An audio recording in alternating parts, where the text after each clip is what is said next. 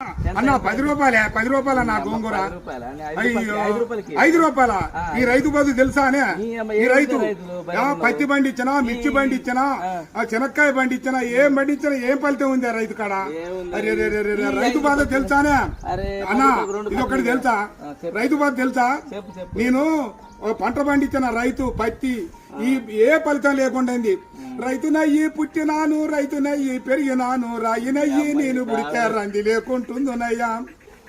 పత్తి పంట నేను ఏతే మిత్తి కన్నా ఎల్లలే.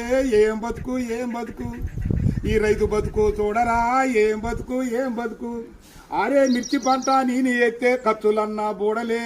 ఏం బతుకు ఏం బతుకు ఈ రైతు బతుకు. ఈ బతుకు నేను బతుకాను. పల్లెరుగా ఎల్లో పలుగురాల చేను కాడ పాములు తెల్లల్లా తిరిగి ఎద్దులాగా ఎద్దు నాగి వానగుంటల నీళ్లు దాగి ముళ్ళ కంచాలెక్కి దూకితే గడ్డి మోపే గొంగడాయే పెంటగడ్డే పక్కల ఎత్తుని అమ్మ బతుకు. ఏం బతుకు ఏం బతుకన్నా ఈ రైతు బతుకు ఏం బతుకు? అయ్యా 5 రూపాయలు అడుగుతావు.